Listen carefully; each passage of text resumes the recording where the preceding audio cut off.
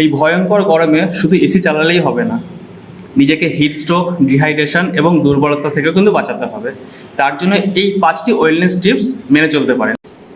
High, আমি সৌমিক, আপনার fitness এবং lifestyle coach. Heat stroke, dehydration আর উইকনেস থেকে বাঁচতে ফার্স্ট যেটা করা উচিত, বেশি বেশি জল ও ইলেকট্রোলাইট পান করা।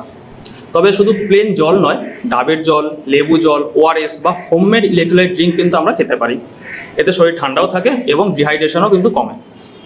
সেকেন্ড কী করা যেতে পারে, হালকা ও ওয়াটার রিচ ফুড খাওয়া, যেমন ধরুন তরমুজ, শসা, পেঁপে, আরও বিভিন্ন ফল, এছাড়া টক দই, বিভিন্ন সবজি, এগুলো আমরা বেশি খেতে পারি। এগুলো শরীরকে হাইড্রেট রাখে এবং আমাদের ডাইজেশনও কিন্তু ভালো রাখে।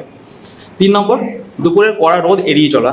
দুপুর 12টা থেকে 4টের মধ্যে অযথা বাইরে বেরোবো না। যদি খুব প্রয়োজন হয় তাহলে ছাতা, টুপি বা কটনের ঢিলেঢালা ড্রেস ব্যবহার করতে পারি। 4 নম্বর, চা, কফি বা জাঙ্ক ফুড এগুলোকে কমাতে হবে। অতিরিক্ত চা, কফি, কোল্ড ড্রিঙ্কস ও অয়েলি ফুড বা ফ্রাইড ফুড এগুলো কিন্তু আমাদের শরীরকে আরও বেশি ডিহাইড্রেট করে দেয়। এর বদলে আমরা কিন্তু হেলদি স্ন্যাক্স বা ফ্রেশ ফল খেতে পারি।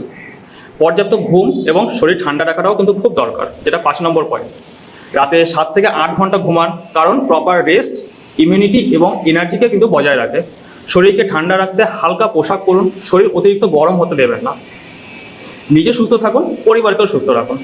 আর এই ভিডিওটা যদি ইনফরমেটিভ মনে হয় তাহলে শেয়ার করে দিন, যাতে আরও কিছু মানুষকে আপনি সুস্থ রাখার বার্তাটা দিতে পারেন।